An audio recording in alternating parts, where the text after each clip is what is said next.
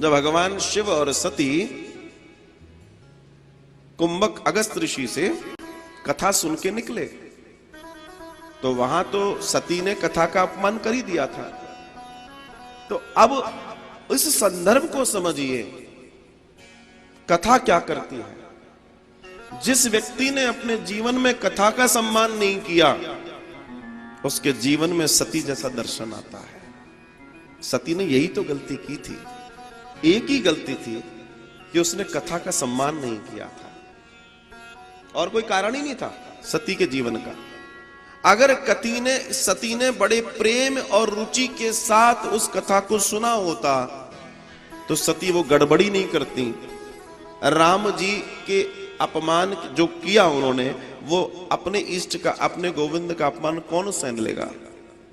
ध्यान रखना, दर्शन यही कहता है, हमें सती से सीखना है। इसलिए कथा का सम्मान कीजिए, क्योंकि कथा ही है जो राम से मिलाती है, जो परमात्मा से मिलाती है। कथा ही तो प्रेम कराती है।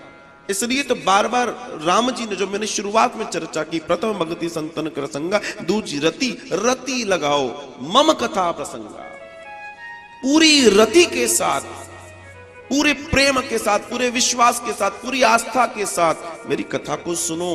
भगवान यहां कितना विशेषण देखिए, तुलसी बाबा का विशेषण, कितने विशेषण लगाए। या विशेषण देखिए, दूसरी रति मम कथा प्रसंगा। आपको कथा पूरी रति से सुनना चाहिए, कोई गड़बड़ ना हो जाए। अगर हो गई तो फिर नहीं समझ पाओगे, और वही हुआ उसके साथ। और हमें ये समझना होगा, हमें ये जानना होगा गड़बड़ कहां हो रही है। हम रोज 10 घंटे पूजा कर रहे हैं, मैं कहता 10 घंटे मत करो तुम, तो उसमें से कुछ समय अलग से निकाल के ये भी तो चेक करो कि तुम जो कर रहे हो वो ठीक कर रहे हो कि नहीं कर रहे हो। ऐसा तो नहीं कि सिर्फ करे चले जा रहे हो। सिर्फ इससे कुछ नहीं होगा। सिर्फ इससे अगर होता तो बहुत कुछ हो जाता। वो भाव का भूखा है, आप कुछ ना दो तो भी उसको भाव चाहिए साहब।